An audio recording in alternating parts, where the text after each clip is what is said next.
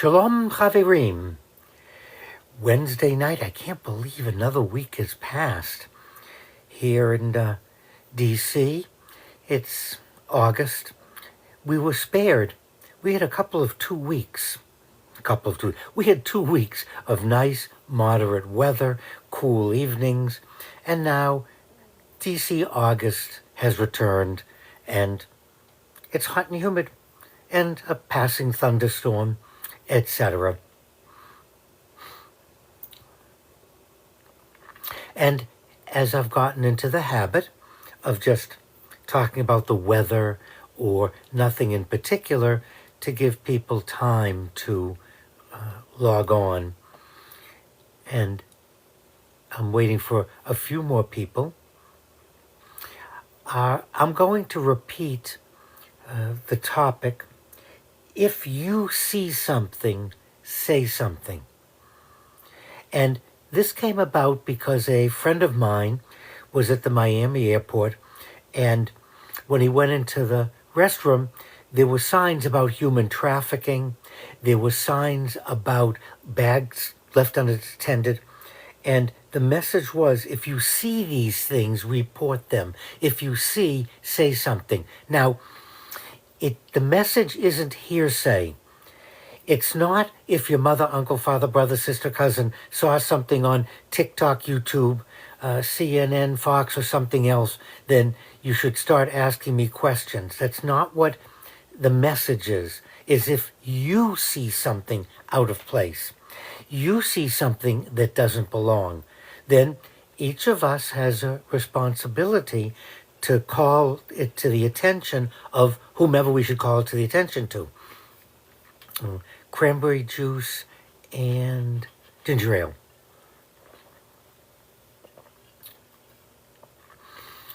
So questions about things you may have seen that you wondered about reporting, or you actually did report. The goal is for each of us to become aware of our surroundings, and for each of us to pay attention rather than just passing by and thinking, oh, gee, I walked back and forth. That suitcase has been sitting here for a long time and no one's next to it. Oh, I'm sure someone reported it. The same thing with a fire. The same thing with anything out of place. We're always very quick to say something about things that we're not seeing. We're very quick to comment on somebody's comment on something on the news. That's kind of neat. There are a lot of organizations that one can join to do something about war, about drug abuse, about people who are homeless. There's a lot of organizations and places to go that one can do something commendable. Pick something, do something. That may be a better title. See something, do something. However, we're going to just start with, if you see it, then report it to fire, police, Coast Guard, whomever. And I thought that was kind of an interesting topic. Next, I say this every week. Anyone who would like to join me, the answer is yes. rabbiblock@hotmail.com.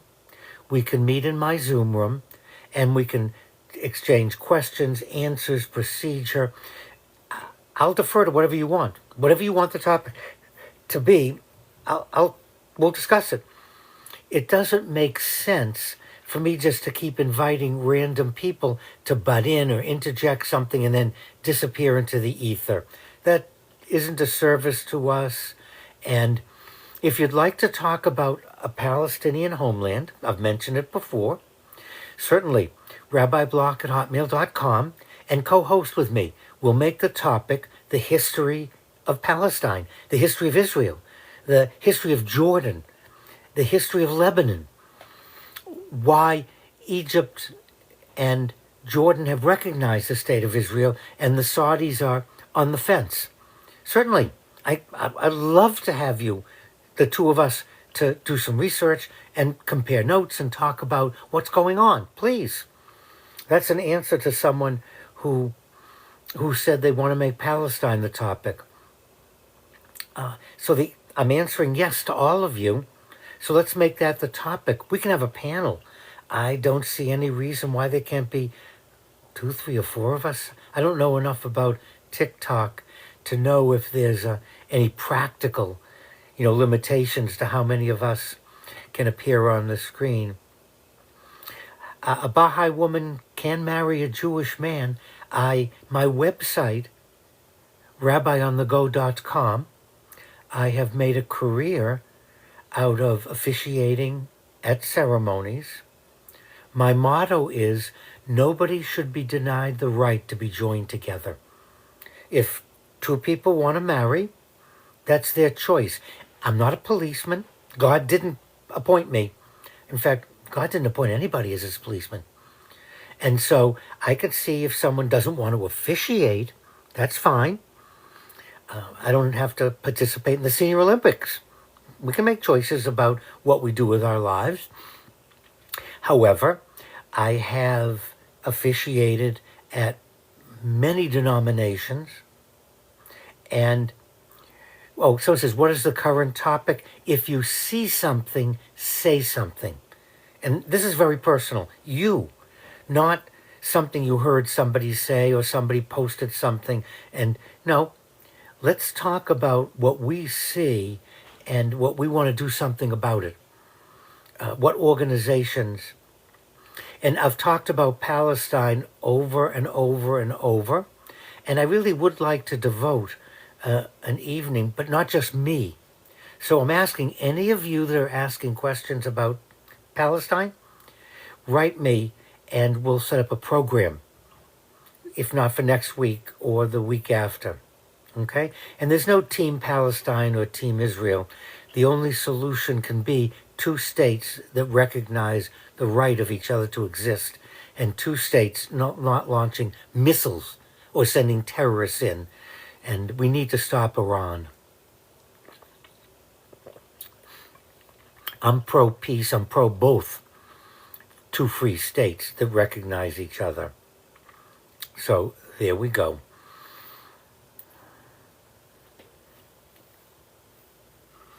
Yeah, thank you. I have done about a dozen Jewish Muslim weddings. I have never done a Baha'i Jewish wedding. I have done Quaker Jewish. I have officiated at Mormon Jewish, but not at the Mormon Temple. I have done Church of the Brethren. I've worked with many couples who wanted to be married and found that their respective denominations, they couldn't find anyone to officiate. The rabbi wouldn't officiate, or the priest, the minister. And that's individual choices. Hence, I started with rabbionnthego.com, and that's why my motto is no one should be denied the right to be joined together. I'm not a Messianic Jew. I'm waiting for the Messiah, and we'll know when the Messiah comes because heaven will be created on earth. That's what Scripture says. That's what the literature, that's what the commentary says, and even Christianity recognized the need for a second coming because they realized that the first didn't fulfill all the requirements. So the second coming really is the coming of the Messiah. And I'm waiting. And even though the Messiah may tarry, however, we need to get up, to go to work, to go to school, to pay our bills, to have a good time, to go out with some friends. We want to focus not on what isn't here. Let's focus on, what do you view the status of people who convert? Anyone who converts to Judaism is as if they were native born, according to the Talmud. Nowhere. And yes, I have done gay marriages, lesbian marriages, trans marriages, plus Q, all of it. And again, It's up to the individuals. I will be glad to help and support their decision, because I'm not a policeman per se. I've mentioned that before. I'm a volunteer firefighter. I'm a lifetime member of the Bel-Air Volunteer Fire Company. However, I can understand that there are individuals who don't want to officiate. That's fine. You don't want to eat grilled peanut butter and marshmallow fluff sandwiches. Don't eat them. You don't want to eat crabs. Don't eat them. You don't want to eat lobster. Don't eat it. But don't try to pass laws that forbid other people from doing things that they have no problems, and there's no harm in it. Now, I would not officiate if someone wanted to marry their pet sheep. I don't think that's healthy. I would officiate if a turtle wanted to marry a rock. I think that would be up to the rock and the turtle to make that decision. However, I don't think it's reasonable or healthy that I would not officiate. And I would want to talk with the individual about why they're doing this, or see as a therapist if someone said, how violate what law are you talking about? Man made up a lot of things. A lot of things. When Moses came down from Mount Sinai with the 10 Commandments, I don't think one of them said Jews can't marry non-Jews. In fact, Moses' wife, Zipporah, was not Jewish.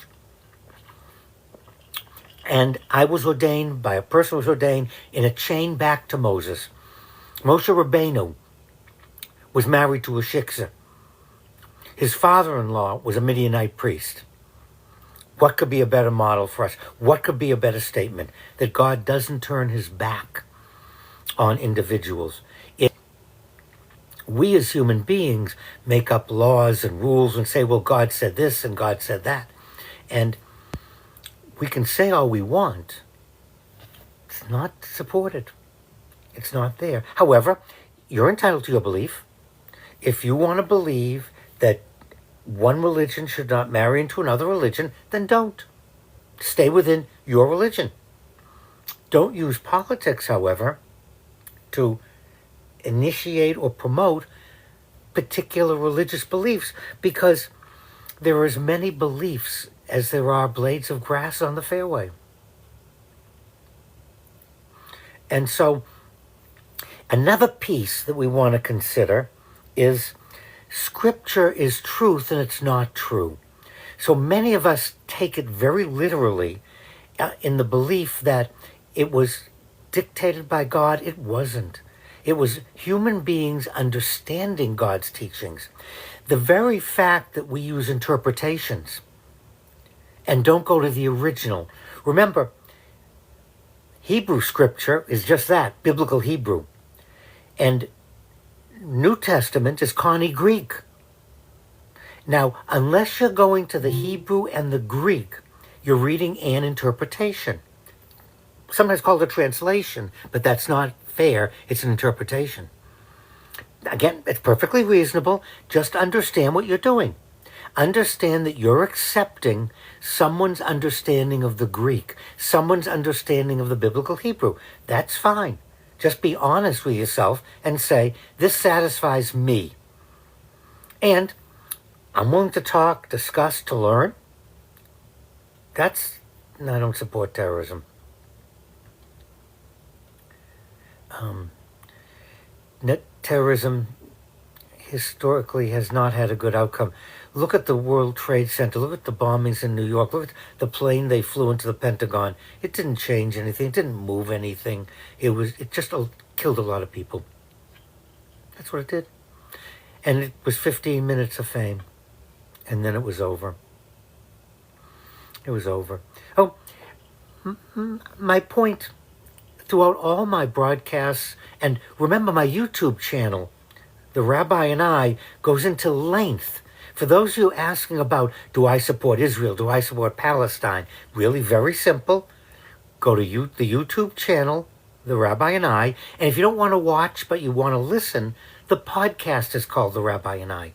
And that will address your questions, because given the quick nature of the way TikTok is set up, it doesn't lend itself to getting into dialogue or description unless you want to join with me and we'll have a program together.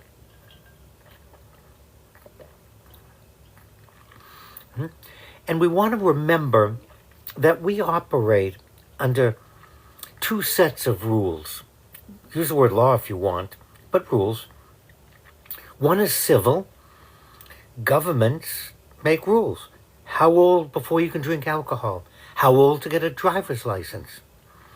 How old to get a permit to carry? How old to use this? How old to do that? That has to do with society and governments. And we're the government. But we sometimes have politicians who are very short-sighted and don't really represent the majority and become too narrow. That's another question. That's civil law. It's so we can live together as human beings. Next, many of us have concepts about the universe, about the one, about God, about religion. And so I always mention there are a plethora of religions, as it should be. Yeah, building the third temple is not a good idea. The temples were destroyed. Animal sacrifices had their time, and it's over now. And let's let animal sacrifices rest. And I always talk about the one. And people, say one God, one. Just get rid of the word God and say there's just one. And each of us comes to an understanding of the one. And many times it's through an organized religion, and many times it's through personal experience. We learn, we look out the window, we go to parks, we go to different places, and we learn to unite with the one. And we want to respect. If you want me to respect your understanding, then respect my understanding. And let's not use government, which has a very bad track record in terms of promoting religion.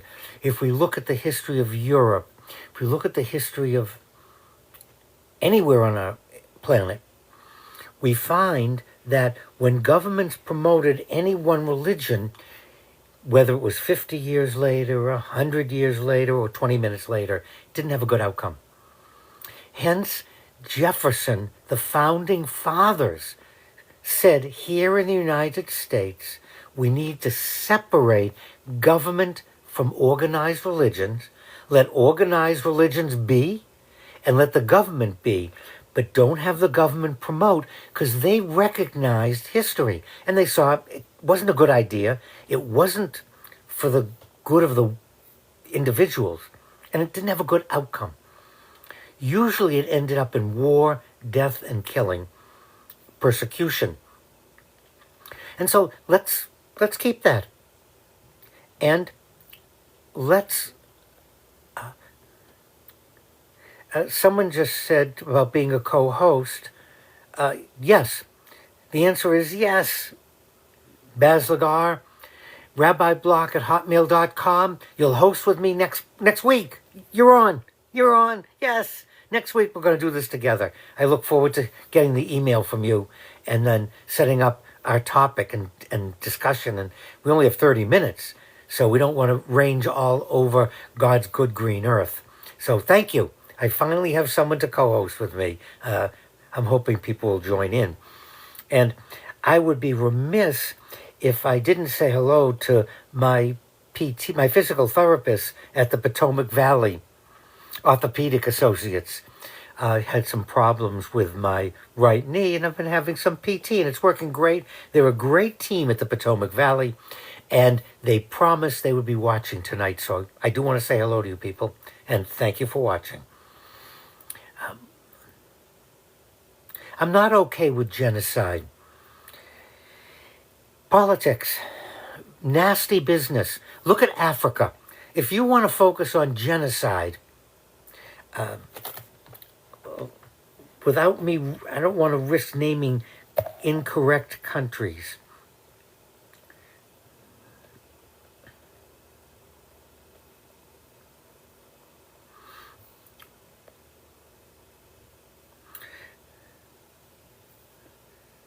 Well, that was Rwanda, 1994. I remember that. Darfur, the genocide in Darfur, the Sudan. That's within our own memory. Okay? The Democratic Republic of Congo is committing genocide. The Sudan is committing genocide. So if we want to stop genocide, I don't know the names of the organizations, but we certainly want to look towards Africa. Because they even say it. They're not even pretending otherwise. Not a good idea. It's not helpful. Everyone deserves a country. Kurdistan. Why can't the Kurds have their own country? Why were the Armenians? Turkey committed genocide against the Armenians and they refused to admit it. But Kurdistan should be its own country. Just like Palestine. Living in peace with its neighbors. We can't have any place whose existence depends on support from Iran to destroy something else. Mutual respect and peace. That's where we're going.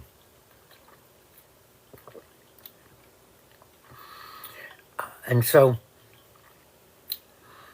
the UN has been a very poor example. The UN hasn't lived up to what it could have done in terms of stopping genocide, in creating a Palestine. There's lots of things the UN could have done. But let's get back to our topic. If you see something, it's nice for us to be philosophic and talk about genocide, but let's talk about what's going on where you live. What's going on in D.C.? What's going on with people who, for a variety of reasons, can't sustain a home or pay rent, can't find jobs that pay enough? What are we doing for the people that we see? And let's keep coming back to what do we see? When you drive, you see people begging on the street. You see people in tents pushing shopping carts. What are you doing about those people? Never mind Israel. Never mind Palestine. You're not going to affect that. But you can help the homeless. You can help individuals in our own communities. That's what I want to bring our focus back to. I mean, it's nice to talk about world politics, but I don't vote in the Knesset. Go to my YouTube channel. You'll see my position on Israel and Palestine. It's out there.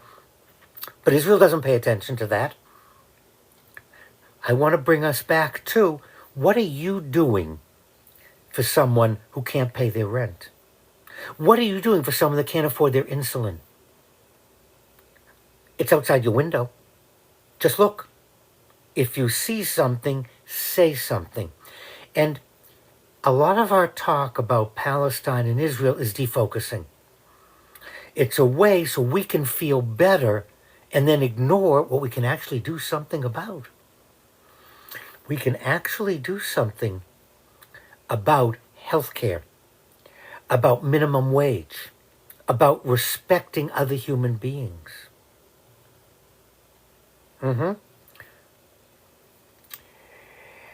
And saying, don't give money to Israel, but give it to the homeless. Don't give money to Israel. Give it to the homeless. Go ahead. Do something. But don't tell me that I should be doing something that you're just spouting. If that's your concern, then there are food banks. The food banks are suffering because the money's been cut off.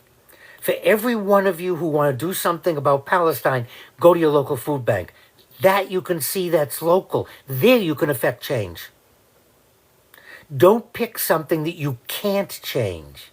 Oh, you could pick that. You do. And you do that as a way of defocusing, because you really don't want to help our citizens. You really don't want to help our food bank here in D.C., the capital. I think it's called the Capital Food Bank. Yeah, go ahead. And there are places that supply clothes, that supply dishes, that supply things. That's local. You could do something. You could actually make a change. All your talk about Israel and Palestine, I'm not arguing with you. That's politics. You know my position. We're spot on.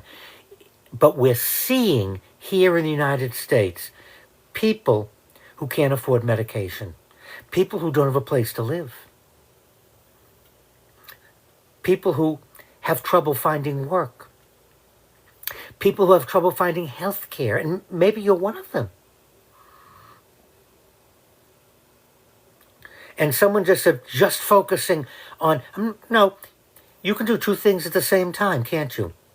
You can join an organization that wants peace in the Middle East, and you can do something about the homeless. They're not mutually exclusive. Many of your questions present that as if it's mutually, it's not mutually exclusive. You can do two things at once. You can walk down the street and chew gum at the same time. If you want to support Doctors Without Borders, do it. You still can help the homeless.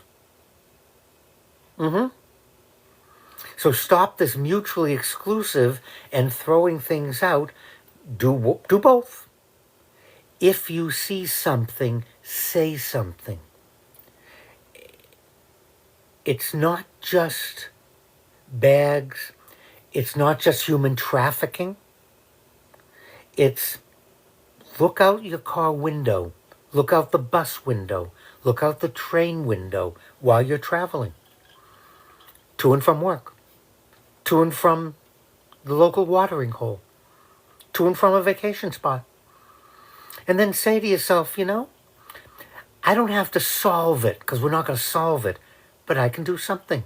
I can do something for my food bank. I can do something for the clothing closet. I can do something. And I can make my voice known.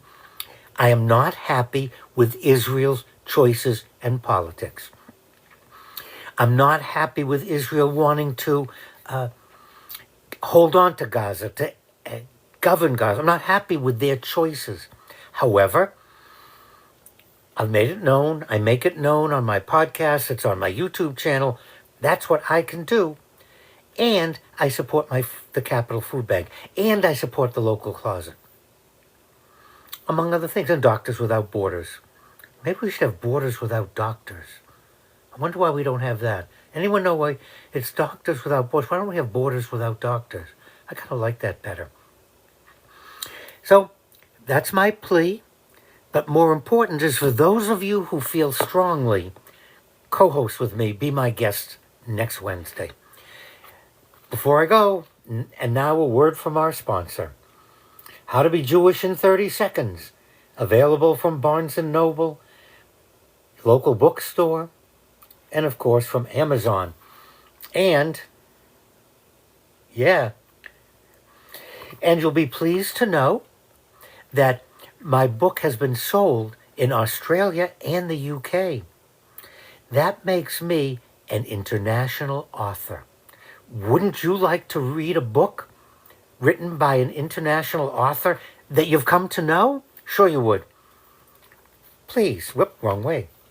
How to Be Jewish. The cartoons by Joe are worth the price of the book alone. And this is one of my favorites that Joe did. You can see who he put on the sofa or the couch. I think that's kind of neat. They're all my favorites, but I like the fact that when Joe puts me in the cartoons. Thank you for spending your half hour with me. Please, YouTube, The Rabbi and I, podcast, The Rabbi and I, and if you really want to hear something else, podcast The Wisdom of Rabbi Block, if you can't get enough of me. And please write in do answer questions. I do write back, and I'd be glad to. You don't have to co-host or put that aside. Just write me. Lila Tove, stay safe.